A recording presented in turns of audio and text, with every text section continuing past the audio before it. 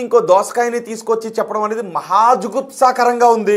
పైగా ఇంకోటి ఏమన్నాడు, అమ్మాయిలు మీరు గుడ్డలిప్పుకుని తిరగండి, ఎవడైనా వస్తే కోసేస్తాను అని అన్నాడు. దీని మీద తెలుగు రాష్ట్రాల ప్రజలు రగిలిపోతున్నారు.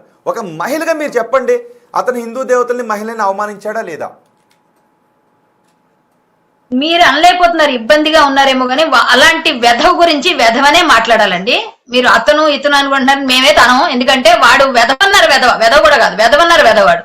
వాడు ఎట్లాంటి కుసంస్కారి అంటే, ఒక పుచ్చకాయ గురించి మీరు చెప్పారు, అదంతా చెప్పే విధానం వాడు ఎందుకు చెప్తున్నాడు అంటే, వాడు అసలు వాడు చేసే అంటే మామూలుగా చెప్పాలి అంటే వాడు బిజినెస్ చేస్తున్నాడు.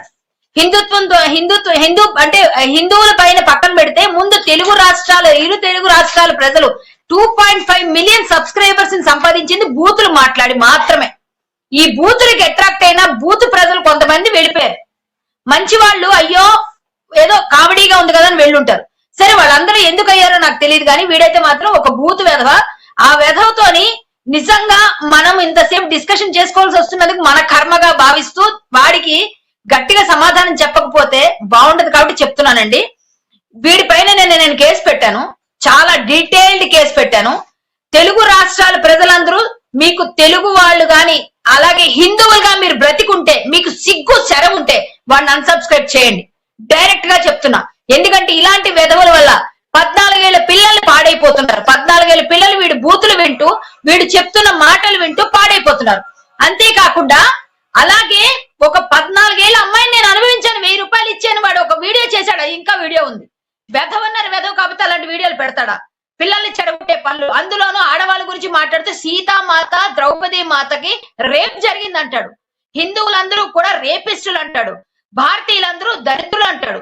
ఎన్ని రకాలు. ఒరే వెధవ, ముష్టి వేస్తున్నామని చెప్పానన్నా నేను.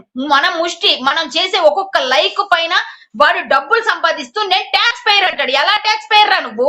ఎక్కడ ట్యాక్స్ పేయర్ రా నువ్వు? ఎందుకు ట్యాక్స్ కడుతున్నావురా? నువ్వు సంపాదించుకున్న డబ్బులకి ట్యాక్స్ కడుతున్నావు. నువ్వు మా ఇండియన్ గవర్నమెంట్ కి ఇవ్వట్లేదు, నిన్ను ఇండియన్ గా మేము గుర్తించట్లేదు. ఎందుకంటే ఇప్పుడు నువ్వు భారతీయుడిగా మాట్లాడితే భారతదేశాన్ని నా మాతృభూమి అనేవాడు ఎవ్వరు కూడా అలా మాట్లాడు. నువ్వు వెధవ్వే రోగువు కాబట్టి ఇట్లా మాట్లాడు.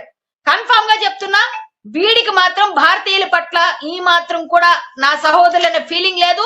నేను ఇక్కడికి రాను, ఇండియాకే రానని. కానీ వాడిని రప్పించాలండి, వాడిని ఇండియాలో జైల్లో కూర్చోబెట్టాలి, చెప్పకూడదు తినిపించాలి. ఖచ్చితంగా చెర్లపల్లి జైల్లో వాడు కూర్చోవాలి.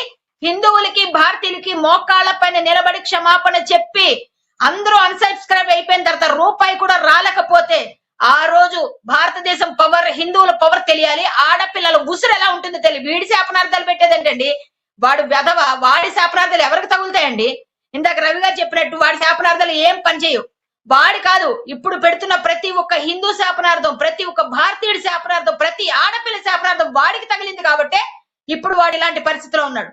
అలాంటి వ్యధను మాత్రం ఊరుకోకూడదండి. సీతాదేవిని అన్నాడు కాబట్టి ఆ శాపమే తగిలి అన్సబ్స్క్రైబ్ అయిపోతుంది అని మరికొంతమంది అంటూ ఉన్నారు.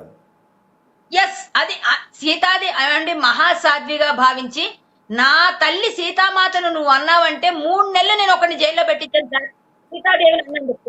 సీతాదేవిని అన్నందుకు 3 నెలలు అంటే వాడిని జైల్లో పెట్టించగలిగాం. ఎందుకు? సీతామాత మాకు ఆదర్శం, భారతీయ ప్రతి నారీకి ఆదర్శం ఆమె. అటువంటి మహాతల్లి గురించి నువ్వు మాట్లాడేటప్పుడు నువ్వు విజ్ఞత ఉందిరా? నువ్వు మళ్ళా హిందువా? మళ్ళా గణేశుడిని పూజిస్తావా?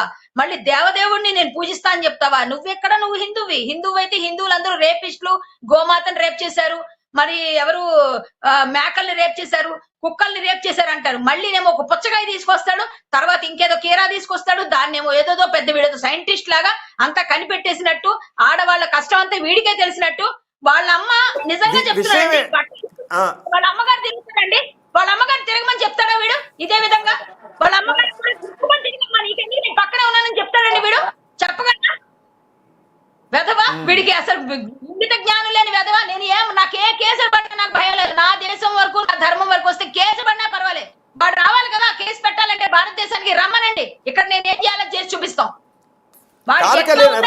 రవి గారు ఏదో చెప్పాలనుకుంటున్నారు.